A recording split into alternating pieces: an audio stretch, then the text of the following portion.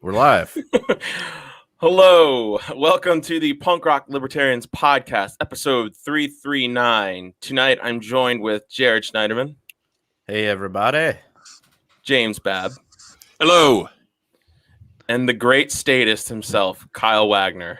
Hey, guys. Happy to be here. The return of. Happy to have you back. Yeah, after a long absence. I would say long time no see, but I've been told that that is a racist phrase that dates back to the 19th century, making fun of Asian immigrants. So, Really? I'm going to spare you of that racism. Yes. Yeah, I could see that. Yeah, it's making fun of their accents or their broken English. Can you see that? Yep. So I've been playing a lot of ice hockey. Usually I have games on Saturday or Sunday nights, so I've had to miss a ton of episodes, which I hate to do, but you know. Is your season over now?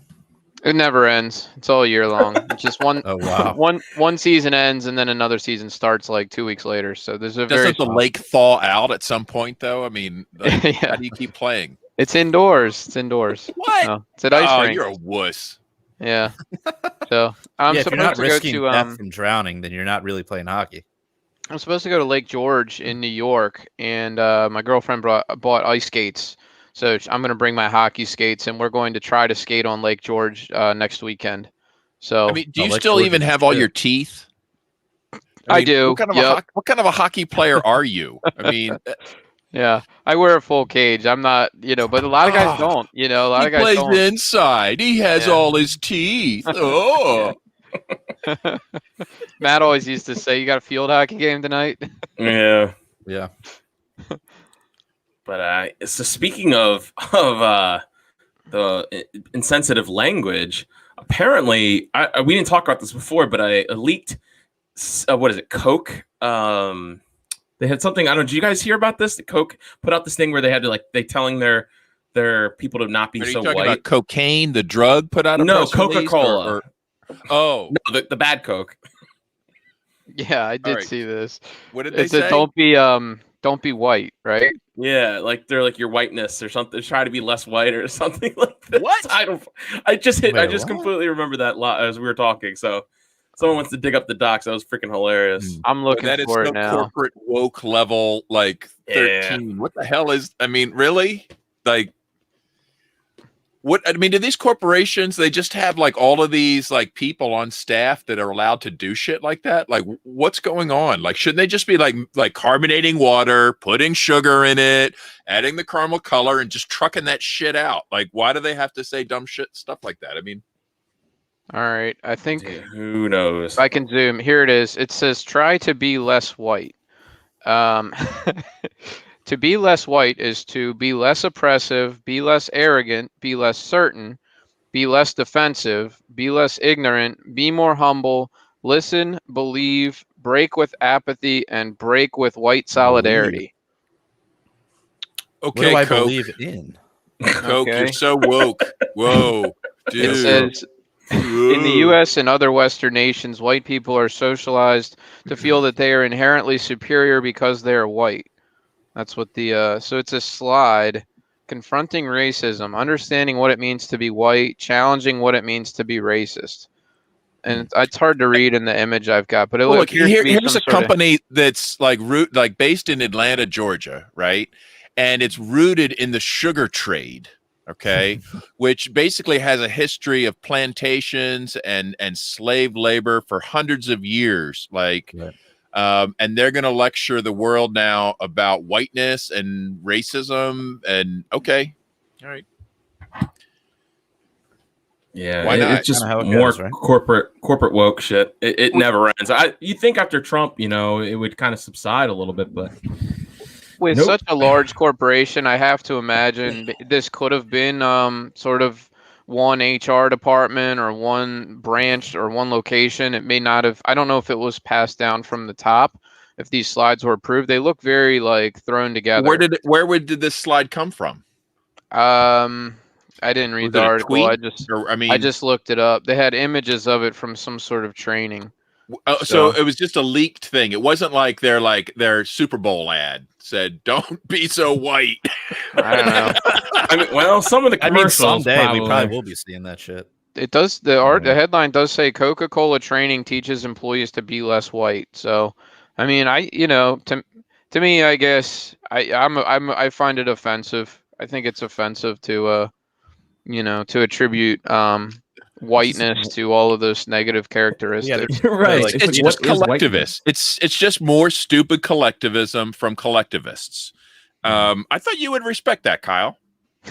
No, I don't like it. And the great hypocrisy of so much of this stuff is if you just replace the word white with black, there would be like just insane outrage, right? That's the hypocrisy of all of this stuff. It's like, is that whataboutism? I don't know. I'm not up to date. Like just switching the color shouldn't, if it's still offensive, if you change the color, the one word, then well, that's the problem though, because they redefine the word to mean anything, any person that is sympathetic to what they term like colonialism or is privileged or whatever. I mean, you can literally have black skin and these people would consider you white if you are in the top 10% or something. Like, I don't know. It's all just, it's nonsense. It's not even really worth like addressing, to be honest. Like, I don't know. I'm fine with addressing it. Like, I think it's a cultural phenomenon, and it is. A friend of mine, a libertarian friend, posted something about it was a Lou Rockwell review of the Mighty Ducks 2. And I don't know if you guys have heard about this. It's so funny. I guess I don't know how new this is. It looked like old, but it's literally from 1992 when the movie came out. I'm pretty sure, or 93, something like that.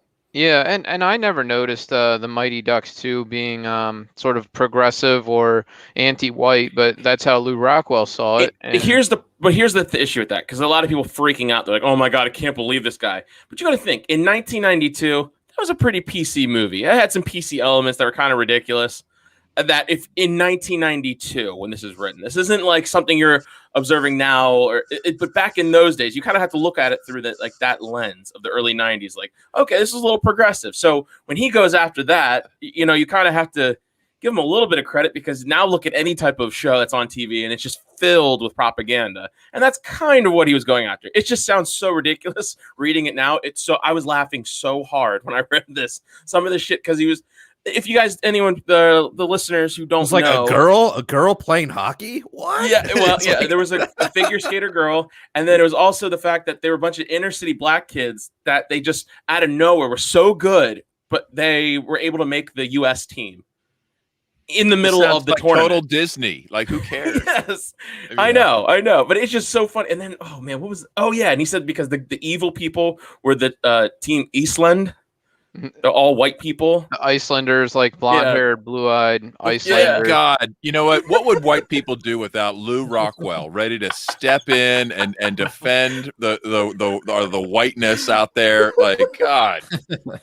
Oh, it's so cringy. It's so cringy. I saw the relevant meme that was just like, like the Mighty Ducks. She's as minorities in it. It's a little bit of pearl clutching there. I don't know. It's somebody, whoever made that movie. That's their interpretation, or it's their story to tell, right? They wrote the story. It is what I don't find the sinisterness that he saw in it. And especially as a kid. As the Mises Caucus weighed in on this assault on whiteness. I mean, as an official representative of the Mises Caucus, I will declare that I love that movie. It's a great movie. My childhood. Phil, D2. We're talking about D2, right? Not D1. D2. D2. The Mighty Ducks are back. Man, dude, D3 was. I even love D3, man. Like that shit was awesome. So I appreciate any ice hockey movie, but yeah. Speaking of the Mises Caucus, though, Phil, can you weigh in on this Salon article that was published? Yeah, I don't know. Go ahead and throw it up here. I'll let you read it, and it's I'll do a little intro to it. A Salon article was written, and they talked to Jason Wyman, I believe that's how you pronounce his name. He's a legendary scumbag from the LP Nevada. And so he had Jared. I don't know if you want to read that, since it's I'll read it. Bigger on your screen. Yeah. I can't read. So I'm going to zoom it in for the boomers out there. It Man. says, he's saying, I first got involved with the LP in 2012. I found a strong undercurrent of conspiracy theorism, so on and so forth. And then he added, there are countless daily examples of bigotry and anti-Semitism in libertarian spaces, now routinely featuring overt support for Trump and some of the other most extreme and psychotic Republicans. They're represented by the Libertarian Party Mises Caucus, a group which despises everything the real Ludwig von Mises stood for. And he puts in quotes, Jewish, liberal, and consequentialist. And nominally opposed by the Libertarian Pragmatic Caucus, which is committed to party unity and unwilling to call for the censure, much less expulsion of these elements.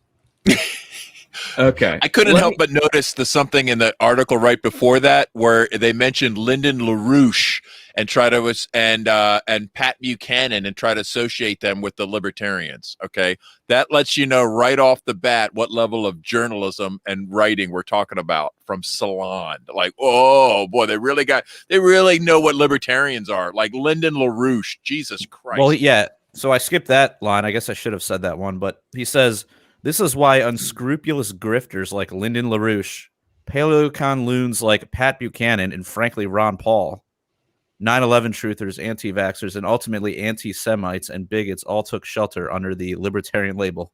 That's a pretty big when umbrella. When did Lyndon LaRouche take shelter under the libertarian label? I don't even know who the fuck that is. Is he the guy who started that cult? Is he the guy who started Democratic candidate? Fringe Democratic candidate from the far left for many years, known as a weirdo with like a cult of followers. Has never had anything to do with libertarians, libertarianism, the Libertarian Party, none of that. But he ever run as a libertarian? There because he's a nut job. A quick side story. We had a bunch of people protesting outside of our job and different places all around my town, like over the course of like a week or two. And I was like, who the fuck? This is like 2010, maybe in 2009. I was like, who the fuck are these people? And it was like Lyndon LaRouche. And from the research I found like he was a communist, but he wasn't enough of a communist. So he got kicked out of the Communist Party. So he said, well, fuck you. I'm going to do my own thing. I'm going to be anti-communist. And he just decided to like, cook he's what is he like? He believes all sorts of conspiracy theories, and so he's never been. It just said the bottom line is he has nothing to do with libertarians or libertarianism or the LP. Never has. He's run under the Democratic Party ticket, as far as I know. Also the Socialist Workers Party.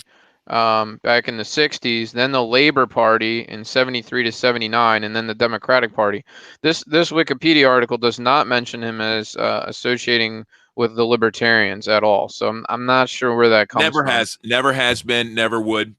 That just tells you something about the author from this Salon article and what a non-journalist they are. Apparently, but anyway, hold on. Here's another interesting thing that I noticed here. So they say that the LP, the Mises Caucus, is nominally opposed by the Libertarian Pragmatic Caucus, which is unwilling to call for the censure of these elements. Like, what? So all they do is the Mises Caucus hates Jews, even though it's named after a Jew, and their opposition won't even call them out for it. Yeah, even the opposition refuses to censure and expel these anti-Semites.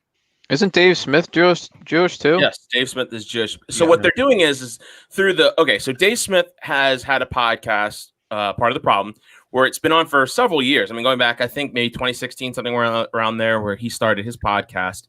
And so he's had interesting people on, the unlikable people, likable people. He had on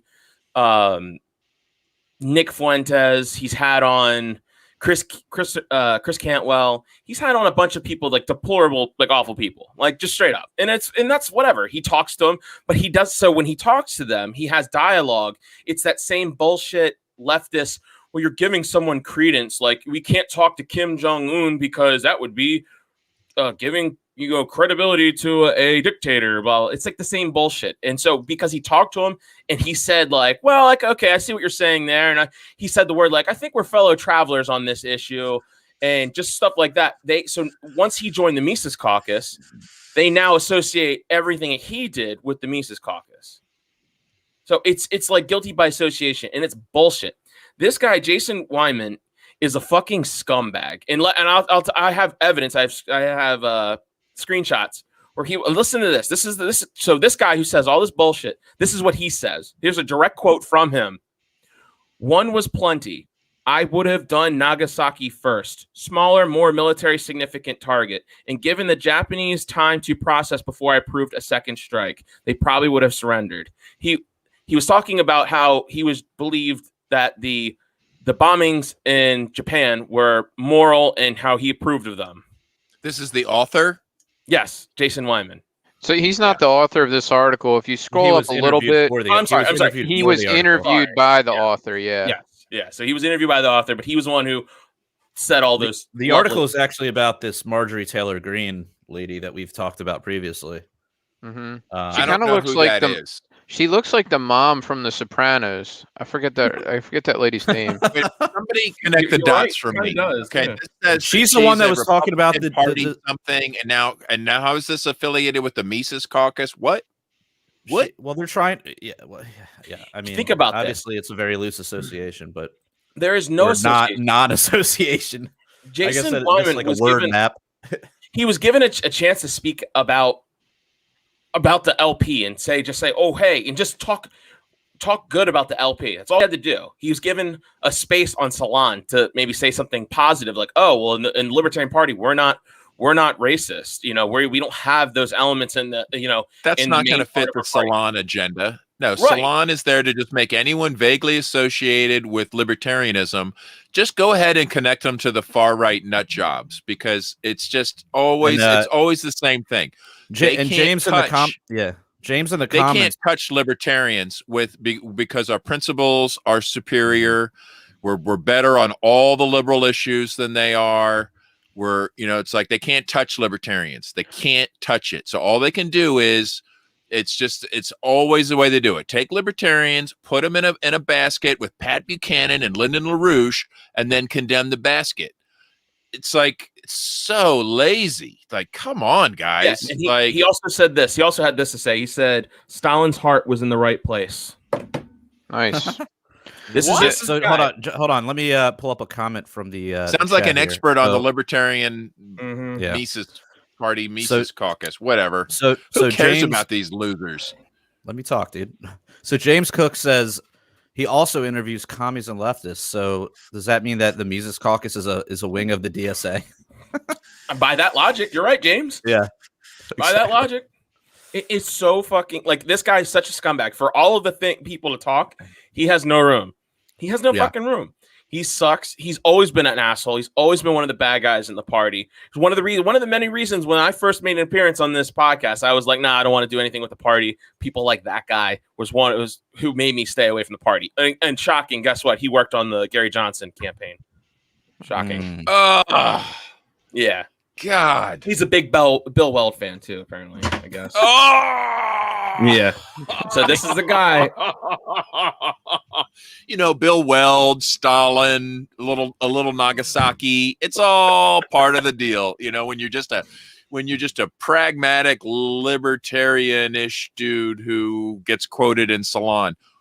Okay. Well, that's not just pragmatism. That's actually he believes in something else, right? I don't know what it is. He voted for Biden. I'm pretty sure. I don't have evidence of that, but I heard a lot of people saying he spoke publicly about supporting Biden. So yeah, Phil, if he had said something positive about the Libertarian Party, they wouldn't have published it.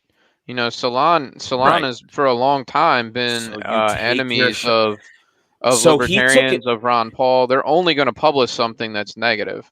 It's true. Exactly. This is also true. But he also took an opportunity. He didn't say like anything positive. Well, nothing got published positive of the LP. All he did was make it a join.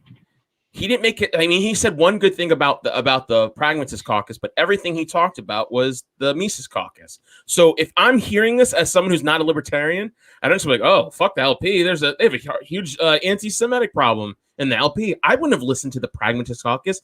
From the sound of it, it'd make it sound like the Pragmatist Caucus is this tiny little thing, and it's trying to fight these big Nazis in the party, which is exactly what I think this is criticizing the opposition for not adequately opposing the anti-Semitism, saying it's accepted on both sides. Both pragmatist and Mises are accepting of this anti-Semitic behavior, which is obviously rampant. I mean, Jesus. It's just so fucking cringy. And I of all people, you know what? This is so normal. Like I wouldn't have even paid any attention to this, because this is just par for the course. Libertarians have been taking this shit for decades from this is what I call the dishonest far left, right? There's like a far left that I can actually, I disagree with what they say, but I believe they, express themselves honestly, and they will at least tell you their stupid ideas and not make up bullshit like this just to lie their way into, I don't know, whatever they're achieving. But who cares about these people? I mean, who even found this article? Like, who's reading Salon, Phil? I don't know. It got put up everywhere, and it was, at first they put it up as this, like, see, we denounced the Mises Caucus, and then most people in the LP so they shared it with everybody. Yeah, and they said, and most people had the same opinion I did. They're like, wow, this really hurts the party by you saying something. Like, you would rather, if you didn't say anything at all in this article, it would have done better than if you didn't spend time trashing one of the biggest caucuses in the party, like, and for over baseless accusations. Where did he have any evidence, like, that hardcore, straight up evidence of anything he said? I mean, not like they would. All this is going to do is prevent people from taking an interest in the party at all. I mean, if you wanted to talk about, it's not as though I'm going to throw these guys a bone. If you want to talk about anti-Semitism and connect it to libertarianism, right? Like, look at people like Hotep Jesus, right? Which who's out there. He refers to Jews as redacted, right? Yeah. And whatever, like I've heard him interviewed on Pete Quinones's show, right? So there's a connection, right? Make that connection. There's an actual connection that you could quote somebody that could be portrayed as anti-Semitic, associated with somebody who's associated with somebody who's associated with somebody. Oh my God. Right. This is a long list of smears against the Mises Caucus, and there are some elements too. Like when you're casting out, because here's another thing. So a lot of people in the Mises Caucus are like, hey, look, he's coming around. We feel like he's coming around to the ideas of libertarianism, and so we're trying to like push it and like, hey, like, let's get involved. Like, let's try to get this guy, because if we can he has such a big platform. If we can be on that platform, then we can spread the message to people that he's listening to, maybe try to convince him so he can convince his listeners. And it's about outreach. So, I mean, what the fuck? Like, we're trying to get people to change their minds and drop their baggage. You know what it sounds like, Phil? It sounds like, I know there's a good probably allegory, but basically like, it's like cutting off your nose to spite your face.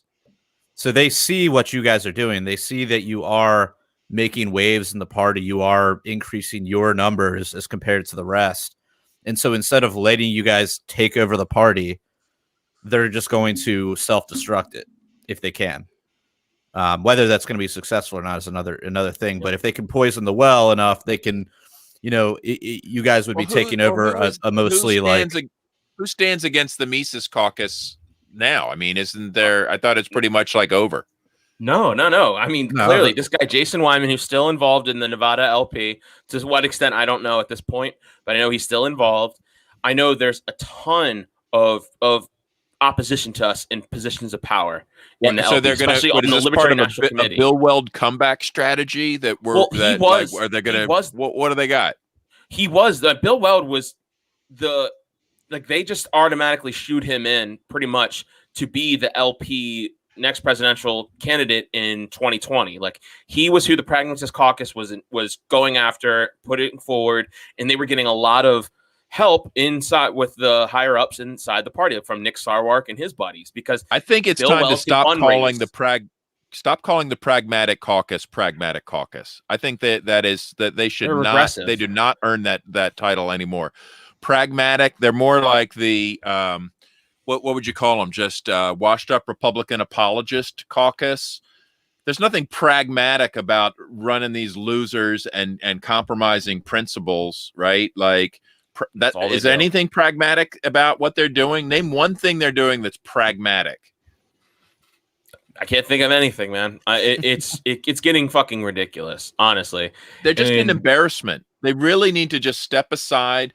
That pink-haired lady, she just continuously embarrasses anyone associated Karen with Ann? What? Karen Ann?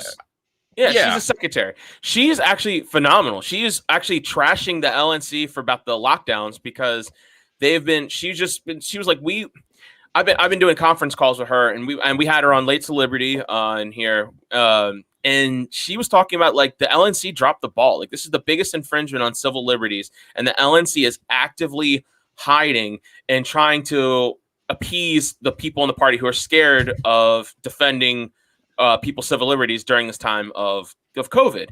And she's been hard about this. She's like, I didn't do enough. The LNC hasn't done enough. And so she's gone on this message. She's been good on lots of things, and she's a huge ally. And I know at first she had a lot of, when she came into the party, people didn't like her because she was very, I guess, combative was kind of what people thought of her as. But now she seems to have like a lot of part of that whole Bill Weld. Let's get some celebrities in here. No. She's an anarchist. No, man. She's an anarchist. Yeah, she's an anarchist. We had her on the show. Yeah, she's cool. Yeah, we had her on the show. I think she does I take it back then. Yeah, I unfollowed her on Facebook though, I think, because like there was just way too much drama going on. She's just constantly just like, such and such said this in an email, and it's like this big long fucking diatribe. I'm like, all right, I don't really care enough. She's cool though. Yeah, no, I vouch for it. Be the most embarrassing thing for anyone involved. It's just humiliating. Well, the Audacious Caucus is James Weeks, the guy who got naked on stage in 2016. That's audacious. That's awesome. I saw that. I'm like, Audacious Caucus. But is it audacious to disown Spike? Is that? Yeah. Is that? They absolutely went after Spike. Spike made a Spike. He does Muddy. He was the vice presidential nominee this last cycle. He was probably the best thing about the presidential friend of the ticket. Show. Yes, obviously big friend of the show. Yep. And he made a post on Muddy Waters. Well, it wasn't him. It was, it's several people run the account. That's his thing, Muddied Waters Production media. And the one thing he posted, which set everyone off, was a meme of Alexandria Ocasio-Cortez at the border, crying in that white outfit she was wearing. And they put it on to her in a room watching the Capitol raid. It's on the screen right now. And that post that set them off, because how dare you make fun of a woman's trauma, a victim of sexual assault trauma on the day that she was in a building that was somewhat kind of near the building that was raided by. Did he make that meme? Because I did see that. Or did you share it? He just shared it. And was she there? Was she in DC at the time? She was in DC, but she was in another building that was completely protected. But from her live stream, she made it sound like she was in the building, and she tells a story about how, like, we talked about this before, but real quick, she said she was hiding behind the door as someone busted into her door. She hid behind it, and they were screaming, "Where is she? Where is she?" And so she tells this story, and it makes it sound like all these protesters got into her building, and people are coming in to get her. But apparently she was a building over from the Capitol, and the people that busted into her door were the police trying to save her and get her out before they busted in that building. And I was like, well, that's not what she said. Yeah, because she's deceptive in her way she talks. She was being factual, not truthful. And so this is what this post is about. It has nothing to do with her sexual assault whatsoever that she claims that happened to her. And like, whatever, no one's making fun of that. We're making fun of the fact that she was pretty much being fraudulent about what she was saying. She was being fraud. Like, to me, in my opinion. When you intentionally lead somebody to a different conclusion than is the truth, that is being dishonest. Even if your words are technically correct, right? If your purpose is to mislead them and you succeed, you're a liar. Yep, it's being factual but not truthful. Yeah. And then so this meme is made up of two things, right? You've got this TV on the wall that shows the Capitol, and then the other part is AOC, and this part of AOC, this AOC part, is actually grabbed from another thing where she was like at the border and she was like doing this like professional photo op where she's crying, allegedly crying over like the immigrants or something. But it just looks she won't do that now. It's a shame. You know, I want to like her. She does libertarian. She says libertarianish stuff like as much as any congressperson does. Like abolish the Department of Homeland Security. She's actually said those words. Yeah. But it seems like it's just hard to tell whether she's being genuine or whether she's just being fed the DSA, guideline and then just trying to like drum up her Twitter following. Like, this is how you can tell if she's being genuine or not. First of all, you say, is she a congressperson? Right? Oh, okay. Yeah. She is. Congress critter. Oh, okay. All right. Never mind. We assume that anything that is pure, she says, is a lie. That's standard. Anything Congress does is mass murder. How much sympathy can you possibly have for a member of Congress whose job it is to terrorize the world? Whether it's a bombing raid, whether it's a no-knock raid at home, like to act like you're scared of a unruly tour group 2 buildings over, like that is just so embarrassing and laughable. Any meme that's going to highlight that, I feel, is worthy. I guess she's saying she was scared by a police officer who knocked on her door. Is that what it was? She should have said that then. She should have said the cops knocked on my door and I was scared. Yeah, she didn't know it was the cops. We all can relate to that. She's like, I put out the joint as fast as I could, but the cops were there. I didn't know what to do.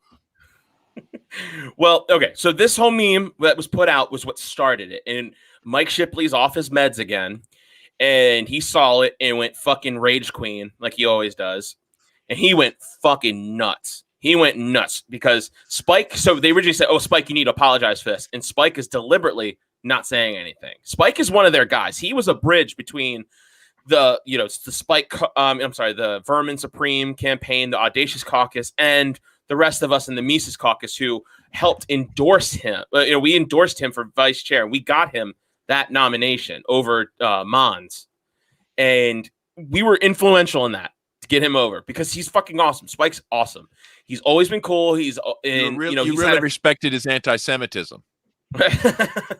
Well, he's also been on. Guess what? He's been on Dave Smith's show lately, and they hate that. So now he's not coming out and apologizing for this. So it set them off. So the Audacious Caucus went back and found all their alt-right and whatever the fuck garbage, alphabet soup shit, fucking language, and. So Jared has putting up a bunch of these memes that they claim is evidence. Wait, so hold on. I'm trying to draw the line here. Someone help me. So they're saying if you are pushing anything out there that sort of talks about this whole Hunter Biden pay for play Ukraine thing, you are guilty of McCarthyism. But hey, look at the stamp. Look at the stamp on it. You see that? The stamp on it says being libertarian. Being libertarian. They hate that guy who runs Being Libertarian. Jason, his name. Jason. Okay. Starts with a V. What does that have to do with McCarthyism, though? He's alt-right in their eyes. Like, he's alt-right, racist, fascist, Nazi, just like everyone else is. So when you share one of his memes, that must mean you are. Yeah. I'm telling you, man. Like, they are absolutely out for blood. I mean, honestly, who gives a shit, though, in the end, right? How many? There's like, 5 people in this caucus? Yeah, pretty much. What is what's his name saying? What is Spike saying? Is he even responding? Nothing. No, he's not responding, and it's killing them. They are so here's mad. My advice to the Audacious Caucus. Audacious Caucus. You were born when James Weeks saved the party. James Weeks saved the Libertarian Party by diverting attention from that embarrassing nomination of Gary Johnson. When the headlines could have been full of Gary Johnson, Gary Johnson, Gary Johnson, James Weeks took one for the team. He said, you know what? We're going to change the headline. It's going to be Fat Guy Dances Naked. Okay. And he did it. Okay. And people say libertarians aren't politically savvy, but they are.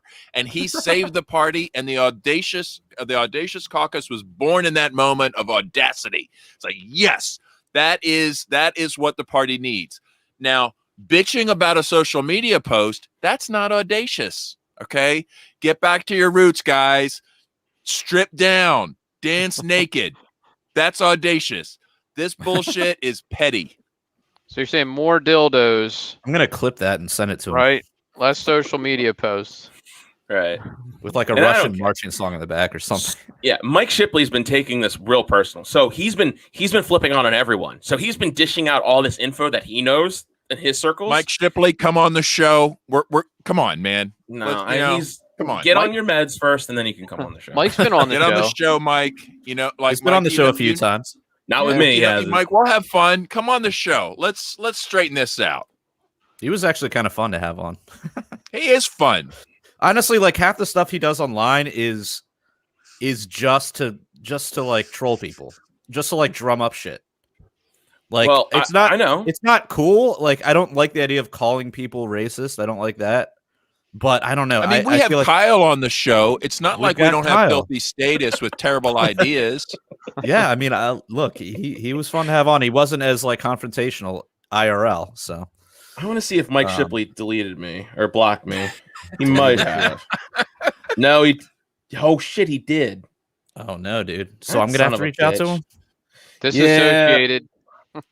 Hold on, let me see if it's Michael Shipley. Let me see if it's Michael Shipley. Is it? Nope. Yeah, no, he blocked. He blocked. What about Nobles? What about Nobles? Nobles, whatever his name is. I don't know. Maybe his dog account. I don't know. Whatever. Well, anyway, fuck him. Where is Vermin Supreme when all this is going down? Vermin. Apparently, I don't know. There's some. Never mind. Anyway, he Mike Shipley. He accused Ashley Shade. She's a trans woman from Tennessee, I believe. I don't know. I could be wrong. But he accused Joe Bishop Henchman of bribing her for her endorsement of him for chair. So he's just like, how much is the bribe? I don't know. But he's fucking crazy right now. He's like attacking his own. He thinks bottom unity is a big mistake. Even though he was one of the biggest proponents of bottom unity, he thinks that we're just all what right. Is that again? That was some. I never even knew what that was. What the hell was that? It's some LP political bullshit. Yeah, it's like audacious caucus. Bottom of the spectrum, political spectrum, autist spectrum, whatever. Should all. I thought it was like. Is that like we all agree to love bottoms? What the hell? No. Like, look, the political spectrum that they're talking about is the square. Have you seen the square political spectrum? I thought this was like, look, we all love big butts, and we're gonna unify around that. No, it's not butts. It's the top half of the spectrum is authoritarianism, and the bottom half is like libertarianism or liberty. Okay. So it's sort of saying, okay, trying to divide people into say you're authoritarian and you're libertarian, and we don't care if you're right-leaning libertarian or left-leaning libertarian. All of us who oppose authority are going to unite, and that's going to be the bottom unity. But in practice, it's really been kind of a disaster. There's a lot of fighting between the right-leaning, more ANCAP types and the left-leaning, more ANCOM types. So, or they might not even be ANCOMs. Let's solve this here too. Kids, you're both just terrible.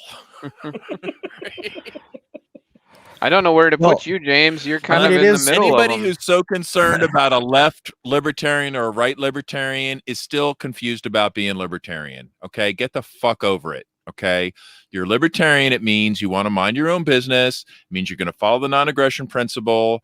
It means you're going to do what you want as long as you don't infringe upon the rights of other people. I don't care if you're leftish or rightish. I don't care if you go to church. I don't care if you got body piercings. None of that shit matters. Okay. Yeah. I don't care if you want to live on a commune. Okay. With your hippie friends. I don't care. Okay. I don't care if you want to be in your Hans Hermann Hoppe's, covenant community of white non-drug using heteros, whatever. Okay, they can't accept that, James. That sounds The left-leaning libertarians would say you're not anti-racist enough, that you need to be anti-racist and combat the Hoppians. Actively be opposed to Hoppians. Okay. Well, whatever. It's also the matter of private property as well, right? Because if you're very far left, what's that? You don't actually, there's no point in unifying. You're either like, whatever. If you want to say you're a libertarian, just be a libertarian. Okay. This left-right thing really is, it's more like, well, I'm a hip hop libertarian. Well, no, I'm an out jazz libertarian. Like, it really does, like, it seems like it's more of a cultural stylings than it really has to do with anything like principles or policies or factual. Maybe that's just my impression. I think there's a real division, for sure. I think it's a lot of people that want to bring their petty politics into the LP. They got that left-right paradigm beat into them. But then they were like, well, I want to get out of that and get into the LP. And they bring their left-right paradigm right in with them, and they recreate the same bullshit. It's like, really? Come on, guys. It's like, there's some truth to that. Kyle, I think you're kind of hitting it on the head with it's almost a cultural thing, right? It's more of the left libertarians are more about, social justice, racial, getting rid of the racists, So it does contrast with sort of like the live and let live, laissez-faire style libertarians that, I think we tend to be in this group.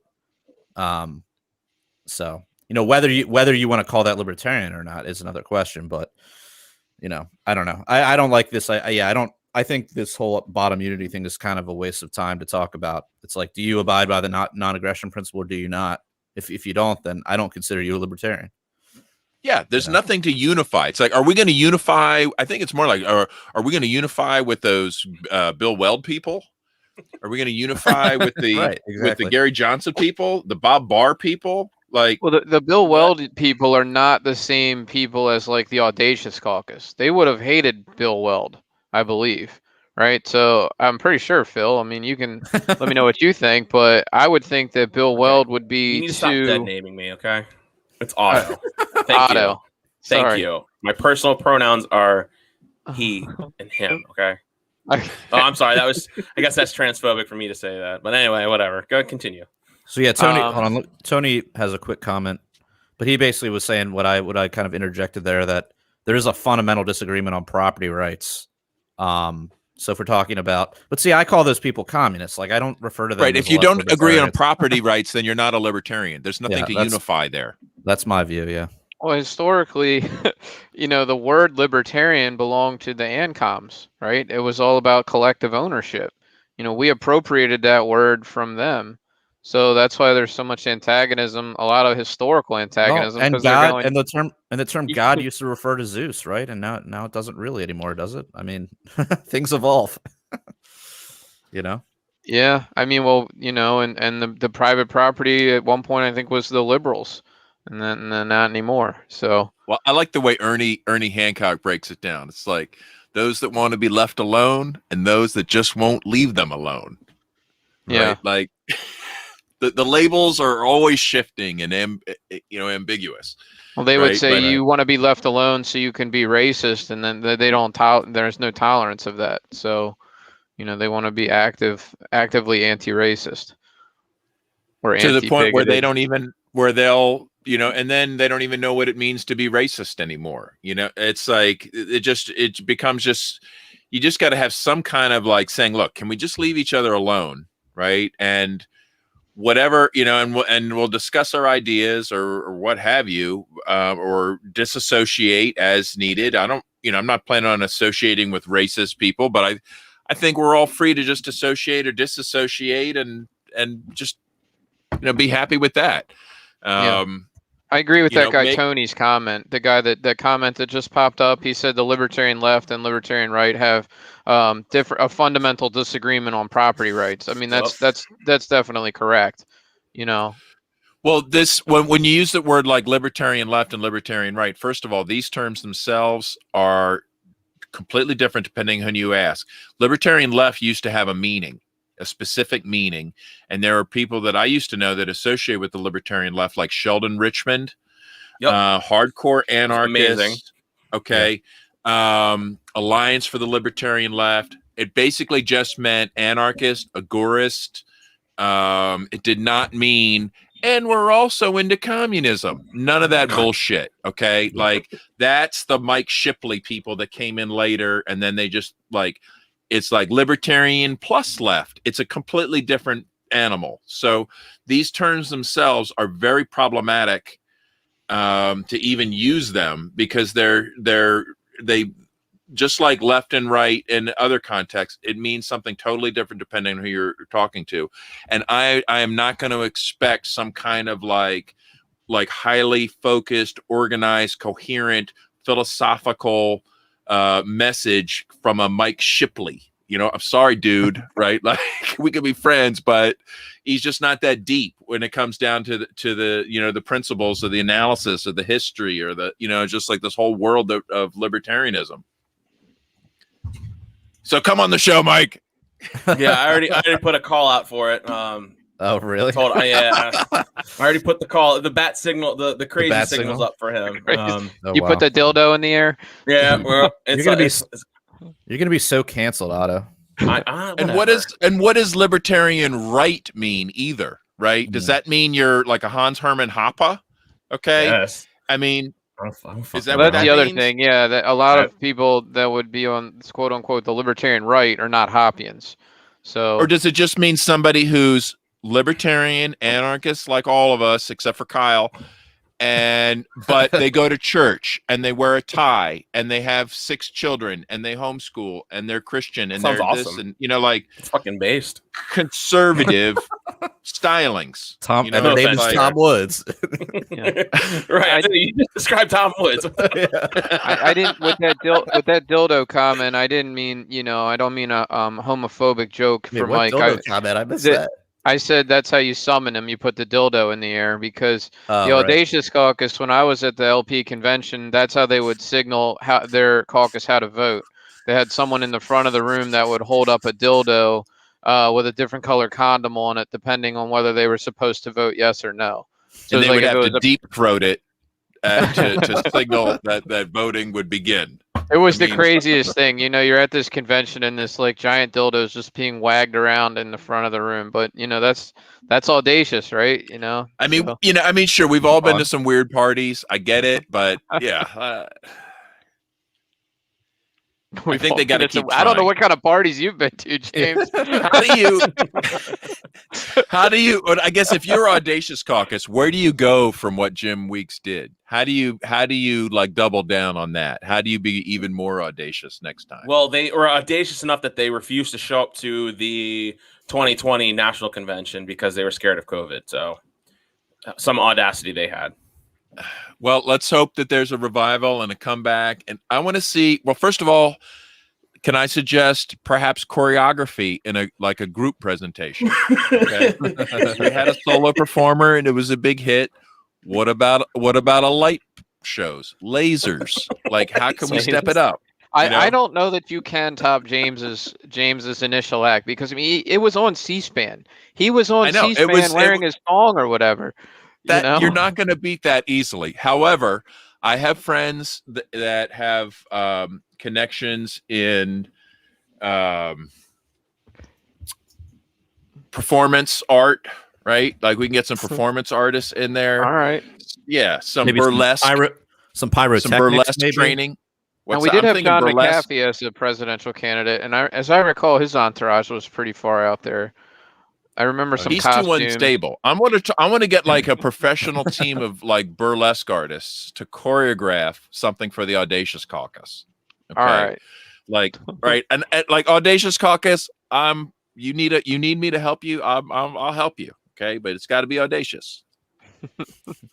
None of this baby communist bullshit stuff. Okay. Come on. How about what's the next topic, Jared? Yeah. Do we want to hit on the, before we go out here, do we want to hit on this Texas power outage Yeah, this is the rave. I even got the docs on it because I'm still kind of in the dark. No pun intended. Wow. No pun intended or pun intended? No, that is so cold. Oh, you intended that pun. Don't lie. Don't even try to lie about what James just said. He said it was so cold. Was this was this HARP weather control or chemtrails or what are we talking here? What level of aliens? Was this the Jewish space laser conspiracy do we got going on? Yeah, is this the Jewish space laser coming online? So who does have the details? Because like I have only been sort of like looking at this from a distance. I didn't dig into like, oh, was it the windmills? Was it the the coal plants? Like I don't know. I saw some things getting debunked and other things getting like undebunked. And does anybody have like a clear picture of what might have went on here? I also have a sort of a view from afar because I just saw that from what I can tell that this freak weather occurrence happened in Texas and they're like froze their asses off and they're not used to it. And suddenly everyone's like, where the fuck is Ted Cruz when we need him? Like, like, I don't know how, but like people are like huddled around their improvised alcohol stoves, like trying to survive and thinking like, God, if only Ted Cruz was here. And like, everybody's really concerned about where Ted Cruz was during all of this. That's all I know. What he went to Cancun. He took his family and they evacuated to Cancun because there was no power. Could we get the rest of Congress to evacuate to Cancun whenever there's the slightest weather anomaly? Like, quick, get Congress to Cancun fast. Quick. Yeah, I thought what I had heard was that his daughter was already in Cancun, and so he was going to visit her or something. So this was like basically just using his daughter as an excuse to fucking like leave his post or whatever. Get out of Dodge. Which is pretty funny. But yeah, I mean, what the fuck is Ted Cruz going to do, right? Is he going to fucking start up the generators? Is he going to start like, mining the fucking or drilling for oil? Like what the fuck is he going to do? Yeah, he's a senator. I mean, it's not like he's the governor or something. So yeah. He doesn't really have a responsibility there to be there. Maybe you could say he's some sort of leader and he should be there, but I just see it more of a state government issue, right? When you have a situation like that, right? He's a federal representative. I mean, it's certainly not a good. They're not talking about the Governor Cuomo and all the people he killed in nursing homes and like. Oh yeah, we forgot to put that topic on. What did they do? James, do you know what he like sent people to the nursing homes where they were more likely to get infected or something? Yep. Yeah, I mean, it's funny in Pennsylvania. Yeah. They forced COVID patients into the nursing homes. They're like, yeah, we know you got COVID. Go into that nursing home. And they told the nursing homes they can't turn people away. And the relevant meme in New York is like, who killed more New Yorkers, Osama bin Laden or Cuomo? Right. I mean, it's brutal. Yeah. It's brutal. But the Pennsylvania did the same thing. Rachel Levine is now working for the president. She took her own grandmother out of one of these nursing homes, sent her to a hotel, and then forced them to accept COVID patients. And also thousands of people died. And then they're like, oh my God, Pennsylvania's a hotspot. Everybody's dying. Like, oh, better lock that shit down. Better close the bars because of their own like horrible, like murderous incompetence. Just insane. And anyway, but yeah, so Ted Cruz, sorry about your vacation. Somehow your vacation becomes the news. Like, what a bitch. I would have live streamed all the way from Cancun and said, oh, sorry, you cold ass suckers. I got away. Fuck you. Like, I would have been like, look, the best thing I can do for Texans is to get out of the way and let good Texans do what they do. Like they don't need Texans don't need a congressman to save their ass in hard times. What are you talking about? Like cheers. But guys, this is because there was no government regulation. That's what I'm being told. If there was government regulation, people would have been saved. So what is I mean, I don't know if anyone here has the docs on this, but what I've been hearing is that the basically like the energy grid in Texas is completely privatized. I use that in quotes because I doubt it is, but it's basically independent from the rest of the federal grid. Like it doesn't back up into neighboring states. It's not run. They don't have like a BG&E or a PG&E. They're kind of run by private, and I use that in quotes again because they like to throw that word around. But it's apparently privatized. Does anybody here know anything about that? What the truth behind that? How that contributed to this? Well, you're saying it's not Venezuela enough? Right, exactly.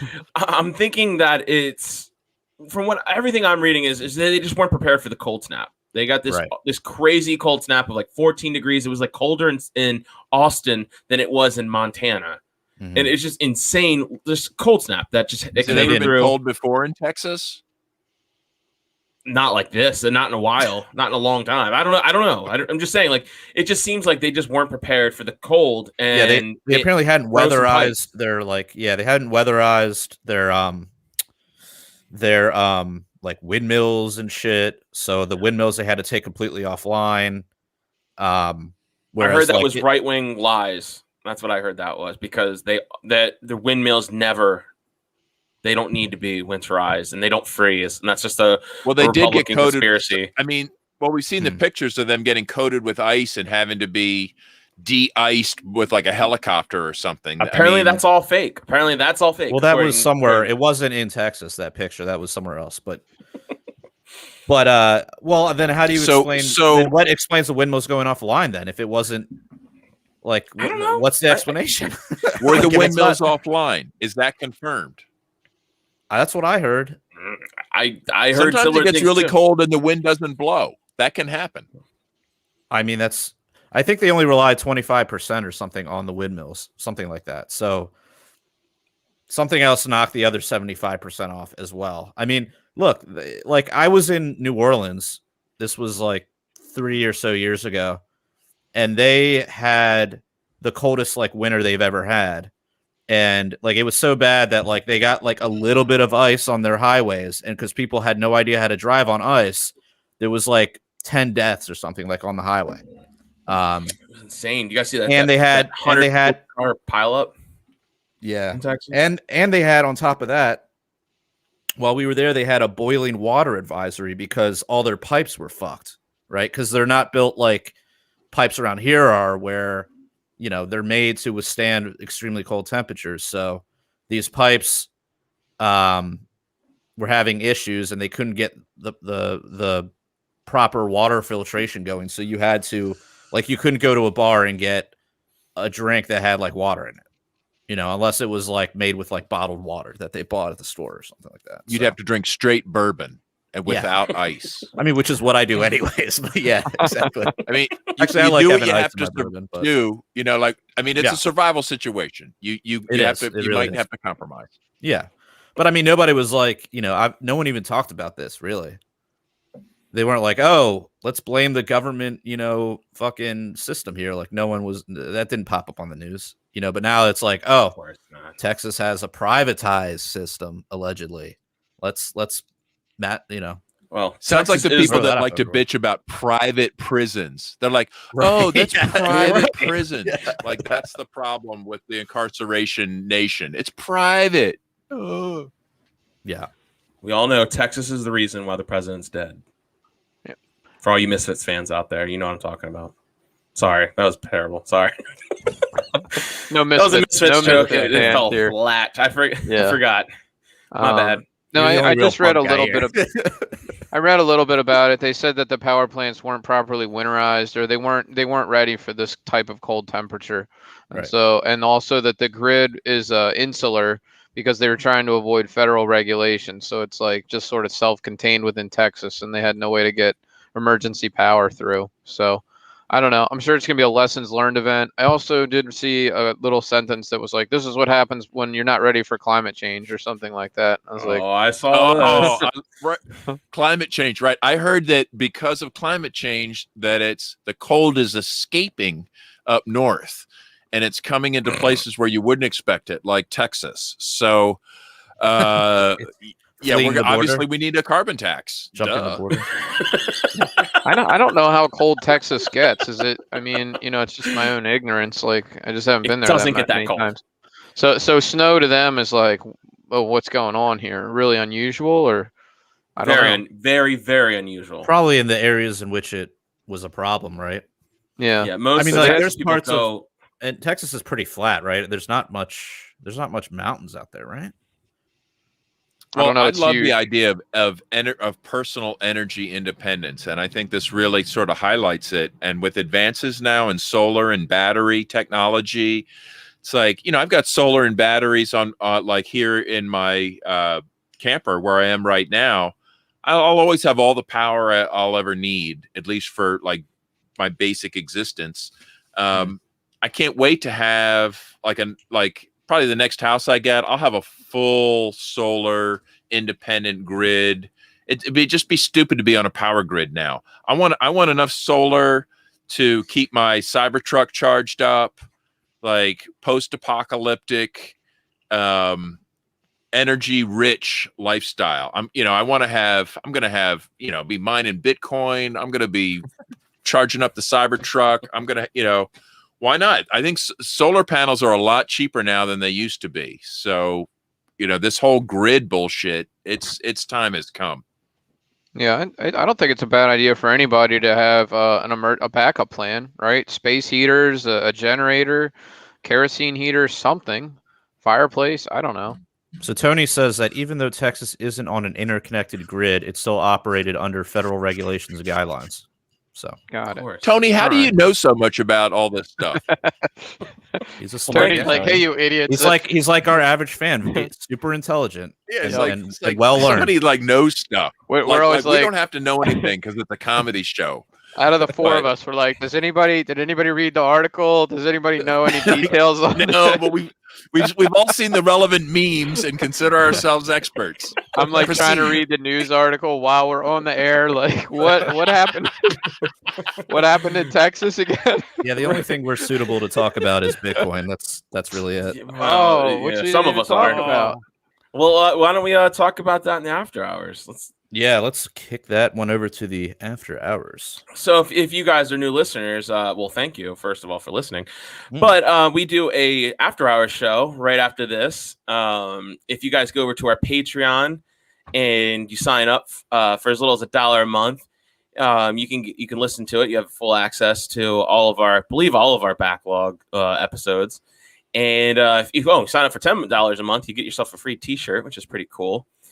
And if you guys don't want to use Patreon, you can go over to PRLfans.com, and there's other ways for you to donate to the show, to keep the lights on. And I don't think any of us is in a basement right now. I used to be in my basement. Now I'm in my bedroom. So, in our bedrooms, I'll say that.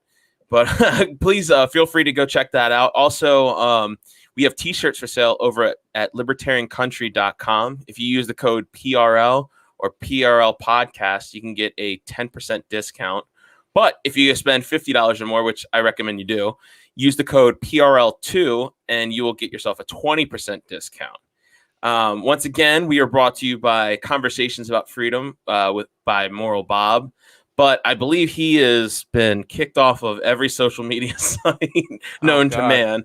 But he's still cranking out episodes, so please go check him out and support him because he supports us because he's a good guy. Look at you, kicked off. Platform. Wait a minute, he's got morals. Whoa, no. Sorry, Bob. But I guess until next time, live free or die.